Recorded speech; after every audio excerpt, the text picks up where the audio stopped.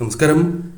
വിനായക ചതുർത്ഥി അല്ലെങ്കിൽ ഗണേശ ചതുർത്ഥി പരമശിവന്റെയും പാർവതി ദേവിയുടെയും പുത്രനായ ഗണപതി ഭഗവാന്റെ പിറന്നാൾ ദിവസം തന്നെയാകുന്നു.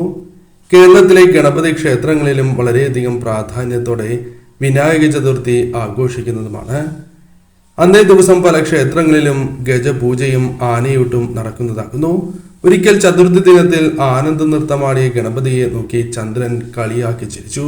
അതിൽ കോപാകുലനായ ഗണപതി ഈ ദിവസം ചന്ദ്രനെ ആരും ദർശിക്കാതെ പോകട്ടെ എന്നും അന്നേ ദിവസം ചന്ദ്രനെ കാണുന്നവരെല്ലാം ദുഃഖിക്കാൻ ഇടവരട്ടെ എന്നും ശപിച്ചു.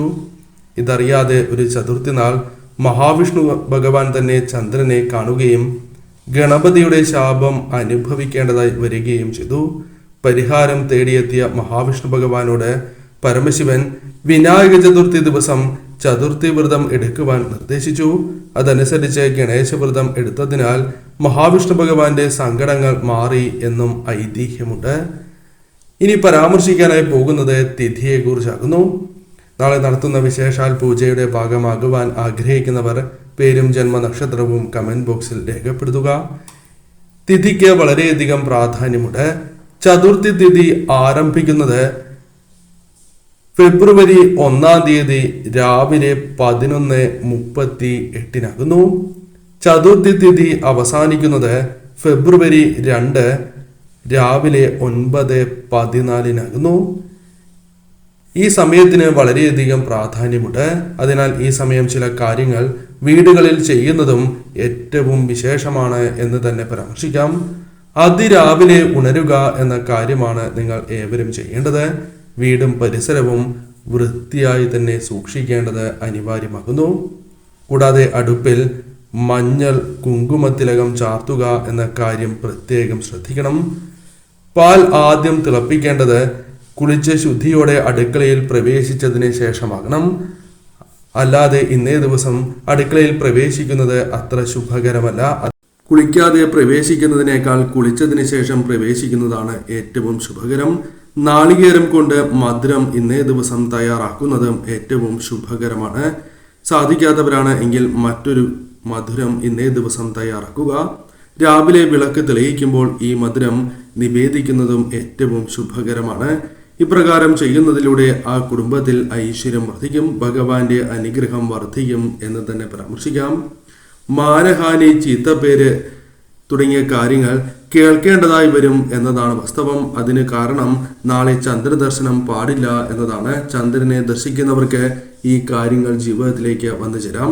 നിങ്ങൾ പോലും വിചാരിക്കാത്തതായ കാര്യങ്ങൾ നിങ്ങളുടെ ജീവിതത്തിൽ സംഭവിക്കും. കാരണം പല വ്യക്തികളുമായി ബന്ധപ്പെട്ട് ദോഷകരമായ കാര്യങ്ങൾ നിങ്ങൾക്ക് വന്നു ചേരും.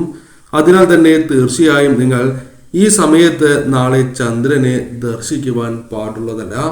ആ സമയത്തെക്കുറിച്ചാണ് ഇനി പരാമർശിക്കുന്നത്. 8:57 മുതൽ 9:15 വരെയുള്ള സമയം. 12 മണിക്കൂറും 18 മിനിറ്റും നിങ്ങൾ ചന്ദ്രനെ ദർശിക്കുവാൻ പാടുള്ളതല്ല. അതായത് രാവിലെ 8:57 മുതൽ രാത്രി 9:15 വരെയുള്ള സമയത്ത് ഈ കാര്യങ്ങൾ സംഭവിക്കുന്നത് ദോഷകരമാണ് എന്ന് തന്നെ പരാമർശിക്കാം. എന്നാൽ ഏവർക്കും ഇതേക്കുറിച്ച് മനസ്സിലാകണം എന്നില്ല. ചിലർ വൈകിയായിരിക്കും മനസ്സിലാക്കുക. അപ്പോഴേക്കും ചന്ദ്രദേവനെ ദർശിച്ചിട്ടുണ്ടാകാം. ഇപ്രകാരം ദർശിച്ച് പോയിട്ടുള്ളവരാണ് നിങ്ങൾ എങ്കിൽ ഞാൻ ഈ പരാമർശിക്കുന്ന മന്ത്രം നിങ്ങൾ ഉരുവിടേണ്ടതായിട്ടുണ്ട്. ഒരു പരിധി വരെയെങ്കിലും ഇത്തരം ദോഷകരമായ ഫലങ്ങളെ തരണം ചെയ്യുവാൻ ഈ മന്ത്രം നിങ്ങളെ സഹായിക്കുന്നതുമാണ്. ആ മന്ത്രത്തെക്കുറിച്ചാണ് ഇനി പരാമർശിക്കാനായി പോകുന്നത്. സിംഹപ്രസേന മവതോത് സിംഹാജാം ഭവതാഹത സുകുമാരപരോദിസ്വ ഹേഷ സ്മൃന്ദക എന്നാകുന്നു. ഈ മന്ത്രം തീർച്ചയായും നിങ്ങൾ ജപിക്കുക. ഭഗവാനെ നിങ്ങൾ ഭക്തിപൂർവം മനസ്സിൽ സ്മരിച്ചുകൊണ്ട് അറിയാതെ സംഭവിച്ചതായ ഈ അബദ്ധം ക്ഷമിക്കണം എന്ന് മനസ്സിൽ പ്രാർത്ഥിച്ചുകൊണ്ട് ഈ മന്ത്രം നിങ്ങൾ ജപിക്കുക. തീർച്ചയായും നിങ്ങളുടെ ജീവിതത്തിൽ വന്നു ചേരേണ്ട ആ ദുഃഖ ദുരിതങ്ങൾക്ക് പരിഹാരം നിങ്ങൾക്ക് കണ്ടെത്തുവാൻ സാധിക്കും. തീർച്ചയായും അടുത്തുള്ള ഗണപതി ക്ഷേത്രത്തിൽ കൂടി ദർശനം നടത്തുക. ഭഗവാന് നാളികേരം ഉടയ്ക്കുന്നതും കറുകാമാല ചാർത്തുന്നതും ഏറ്റവും ശുഭകരമാണ്. അതിനാൽ തീർച്ചയായും ഈ വഴിപാട് കൂടി നടത്തി പ്രാർത്ഥിക്കുന്നതിലൂടെ പൂർണ്ണമായും ഇത്തരം ദോഷങ്ങളെ നിങ്ങൾക്ക് തരണം ചെയ്യുവാൻ സാധിക്കും. ഭഗവാന്റെ നടയിൽ നിന്നുകൊണ്ട് തന്നെ ഭഗവാന്റെ മന്ത്രങ്ങൾ ജപിക്കുന്നതും വിശേഷം തന്നെയാകുന്നു. ഇനി പരാമർശിക്കാൻ പോകുന്നത് ഏവരും ചെയ്യേണ്ടതായ കാര്യങ്ങളാകുന്നു. നാളെ സന്ധ്യയ്ക്ക് മുൻപ് പരാമർശിച്ച പോലെ തന്നെ ഭഗവാന് നേദ്യം സമർപ്പിക്കുന്നത് ശുഭകരമാണ്. അതിരാവിലെയും സന്ധ്യയ്ക്കും സമർപ്പിക്കാം. കൂടാതെ ഭഗവാന് ഫലങ്ങൾ സമർപ്പിക്കുന്നതും ഏറ്റവും വിശേഷം തന്നെയാകുന്നു. പരമാവധി വീടുകളിൽ തന്നെ മധുരം തയ്യാറാക്കുവാൻ ശ്രമിക്കുക. സാധിക്കാത്തവരാണ് എങ്കിൽ പുറത്തു നിന്ന് വാങ്ങുവാൻ പ്രത്യേകം ശ്രദ്ധിക്കണം. നാളെ ഗണേശ പ്രതിഷ്ഠയുള്ള ക്ഷേത്രത്തിൽ ദർശനം നടത്തുന്നത് സർവ്വ ഐശ്വര്യപ്രദമാണ്. പോകുമ്പോൾ കുടുംബാംഗങ്ങൾ ഏവരും ഒരുമിച്ച് ദർശനം നടത്തുന്നതാണ് ശുഭം. ഇനി ഏവർക്കും പോകുവാൻ സാധിക്കുന്നില്ല എങ്കിൽ കുടുംബാംഗങ്ങളുടെ ഏവരുടെയും തലയ്ക്ക് ഒരു നാണയം ഒഴിഞ്ഞതിന് ശേഷം ആ നാണയവുമായി ക്ഷേത്രത്തിൽ പോകുന്നത് സർവ്വ ഈശ്വരപ്രദമാണ്. ഈ നാണയം ഭഗവാന്റെ നടയിൽ സമർപ്പിച്ച് പ്രാർത്ഥിക്കുവാൻ പ്രത്യേകം ശ്രമിക്കുക. ഇനി അഥവാ നിങ്ങൾ ഏവരും ഒരുമിച്ചാണ് പോകുന്നത് എങ്കിൽ ഭഗവാന്റെ നടയിൽ നിന്നുകൊണ്ട് തന്നെ തലയ്ക്കൊഴിഞ്ഞ് ഒരു നാണയം സമർപ്പിച്ച് പ്രാർത്ഥിക്കുന്നത് ഏറ്റവും ശുഭകരമാണ്. നാളെ ക്ഷേത്രത്തിലേക്ക് പോകുന്നതായ അവസരത്തിൽ ഭഗവാന് മധുരപലഹാരങ്ങൾ കൊണ്ടുപോകുന്നതോ ഫലങ്ങൾ കൊണ്ടുപോകുന്നതും നാളികേരം കൊണ്ടുപോകുന്നതും ഏറ്റവും ശുഭകരമാണ്. നാളികേരം കുടുംബാംഗങ്ങളുടെ ഏവരുടെയും തലയ്ക്കൊഴിഞ്ഞ് ഉടയ്ക്കുന്നതും ഏറ്റവും ശുഭകരമാണ് എന്ന കാര്യവും ഓർക്കുക. ഈ കാര്യങ്ങൾ ചെയ്യുന്നത് നിങ്ങളുടെ ജീവിതത്തിൽ ഐശ്വര്യം വർദ്ധിക്കുന്നതിന് സഹായകരമായി തീരും. നാളെ പ്രത്യേകിച്ചും വിളക്ക് തെളിയിച്ചതിന് ശേഷം കറുക സമർപ്പിച്ച് പ്രാർത്ഥിക്കുവാൻ സാധിക്കുന്നു എങ്കിൽ അത് ഏറ്റവും വിശേഷപ്പെട്ടതായ കാര്യമാകുന്നു. നിങ്ങളുടെ വീടുകളിൽ തന്നെ ഇപ്രകാരം ചെയ്യുന്നതും സർവ്വ ഐശ്വര്യപ്രദമാണ്. കൂടാതെ കറുക നാളെ തലയിൽ ചൂടുന്നതും ഏറ്റവും വിശേഷം തന്നെയാകുന്നു. കൂടാതെ മറ്റൊരു കാര്യം കൂടി ശ്രദ്ധിക്കുക.